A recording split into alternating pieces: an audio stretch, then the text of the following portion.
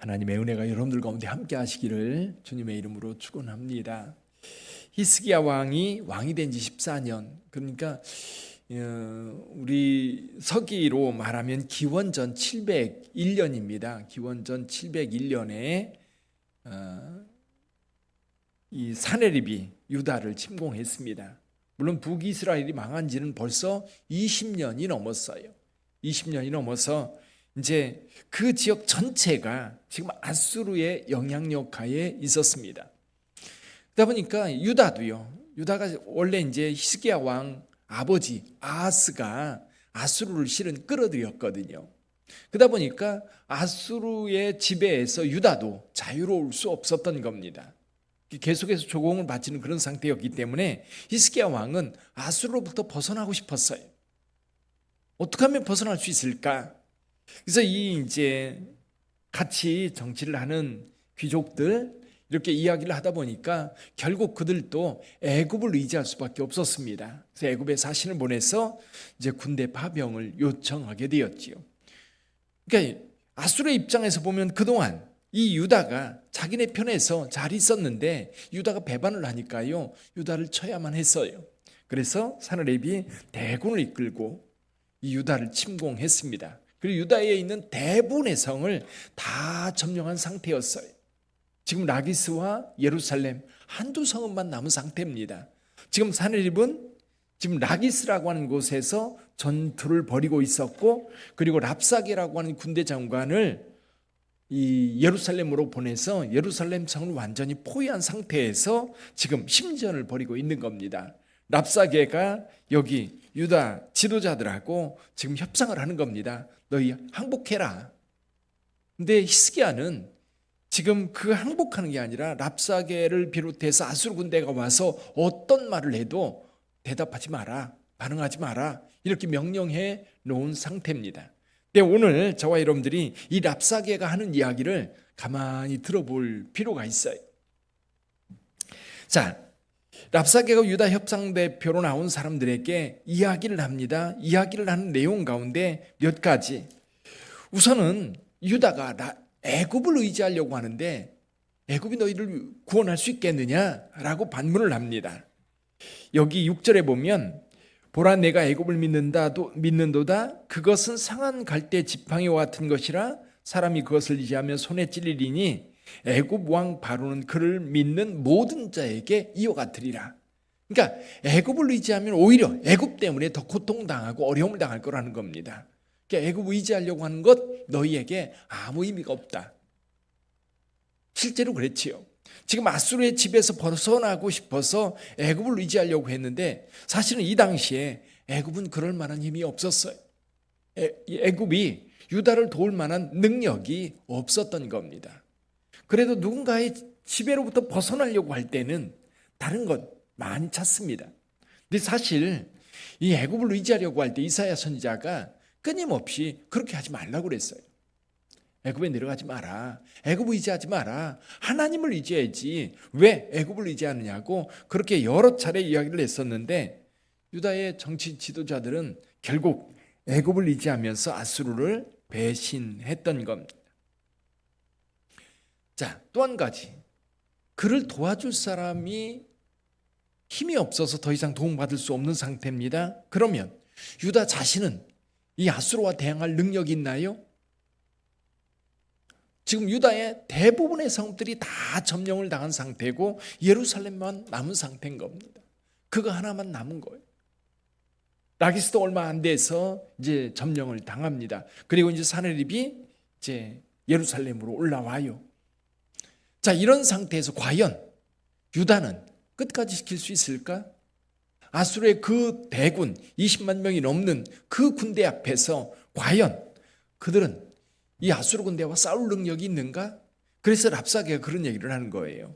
우리 왕이 너희에게 말 2,000피를 주어도 말탈 사람조차 내지 못하지 않느냐? 군사력이 없는데 어떻게 싸워요?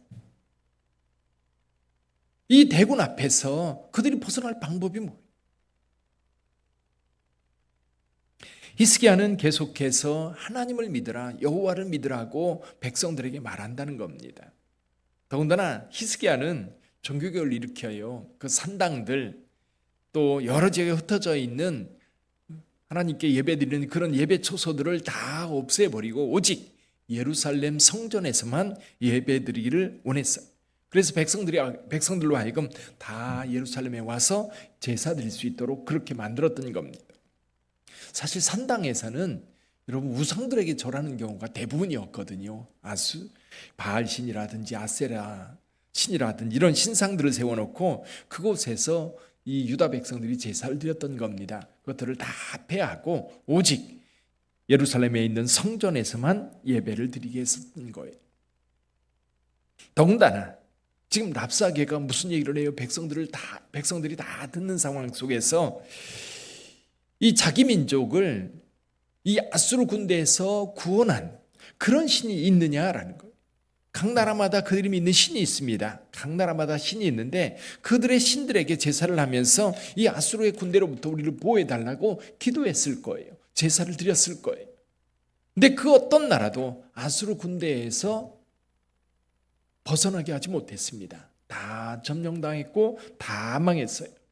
그렇다면 이 이스라엘, 유다가 믿는 여호와 하나님도 별 볼 일 없을 거라는 거지요. 세상에 그 어떤 신이 아수르 군대에서 그 민족을 구해냈느냐. 너희 하나님 여호와도 결국 너희 백성들을 구하지 못할 거다. 그게 지금 랍사게가 유다 백성들에게 하는 얘기입니다. 자, 누군가가 도움을 요청을 해도 도울 사람이 없고, 그리고 우리도 또한 그 어려움 속에서 벗어날 능력이 없고, 그리고 그 어떤 신도 자기 민족을 구원할 수 없는 그런 강력한 아수르 군대 앞에서 과연 유다는 어떤 선택을 해야 될까? 항복을 해야 될까? 나중에 에레미야는 바벨론에게 항복하라고 그랬어요. 그게 살 길이라고 얘기했어요. 근데 여기에서 이사야 선지자는 끝까지 하나님을 믿으라고 말합니다.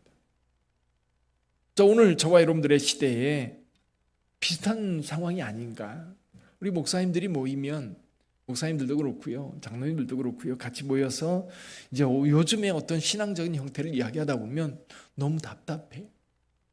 정말 세상 물결이 너무 강력해서 교회가 이걸 이길 만한 능력이 없는 거.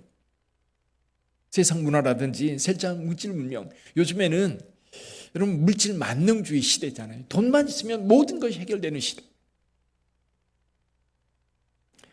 그래서 돈을 벌어야 되고, 그래서 돈이 그 어떤 것보다 우선인 세대.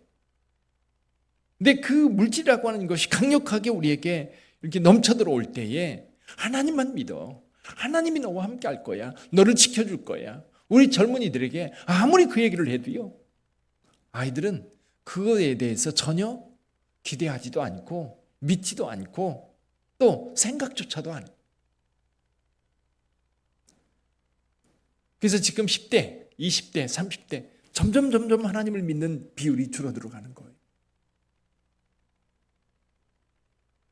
오늘 신문에 잠깐 이렇게 보니까요, 그 야구, 지금 프로야구가 우리나라 유명하잖아요. 근데 초등학교 학생들에게는요, 야구를 하려고 하는 아이들이 없대요. 그래서 초등학교마다 야구부가 지금 다 문 닫고 있다고 그래요. 아이들이 없어서이기도 하지만 그 힘든 거 하기 싫은 거예요. 힘든 거 하기 싫고 왜 내가 그걸 해야 되느냐고.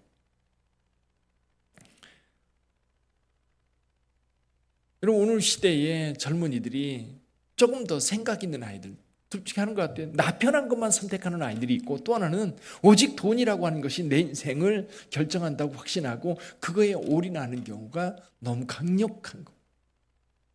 근데 우리 믿음의 크리스찬들도 마찬가지예요. 크리스찬들이 그런 세태 속에서 과연 내 아이는 하나님만 믿고 하나님 나라를 위해서 헌신하는 아이로 키울 수 있을까? 세상에 그렇게 물질 문명이, 또 물질이 세상을 지배하는 세계상 속에서 과연 내 아이는 물질이 아니라 하나님을 믿는 믿음이라고 강력하게 우리 아이에게 가르칠 수 있을까? 그거보다는 하나님이 너를 지켜준다고, 오늘 우리 시대에 세상 모든 사람들이 그렇게 가고 있는데 너만 아니라고 우리 부모님들 역시 자신 있게 말할 수 있을까? 어려운 거예요. 오늘 여기 지금 유다가 직면한 내용이 그겁니다. 이런 위기 속에서 과연 그들의 선택은 뭘까? 우리가 세상 살다 보면 직장에서도 그렇습니다. 직장에서도 직장 생활하면서 기독교인으로서 그 자리를 지켜가기가 너무너무 어려울 때가 있어요. 지금은 그래도 이런 서로를 존중해 주는 문화가 만들어져서 기독교인으로서 신앙생활하는 것 그렇게 많이 타치하지는 않지만 예전에는 굉장히 힘들었지. 그럼에도 불구하고 요즘에도요, 은근히 이 크리스찬들이 직장에서 그리스도인으로서 드러내고 이제 회사 생활할 때에 은근한 압력들이 사실은 강력해요. 이런 어떤 내가 믿음을 가지고 하나님 앞에서 온전하게 살려고 할 때에 세상은 전혀 반대로 갑니다. 그 흐름을 거슬러 가면서 과연 우리의 신앙을 지켜갈 수 있을까? 오늘 여기 지금 이제 아수르 군대가 완전히 포위하고 다른 누군가의 도움을 전혀 받을 수 없는 그런 상태, 오직 한 가지 길밖에 없어요. 하나님 앞에 내어놓고 기도하면서 하나님의 도움을 받는 것인데, 랍사게는 말해요. 너희가 하나님 앞에 기도했지만 지금까지 그 하나님이 너희를 지켜주었느냐?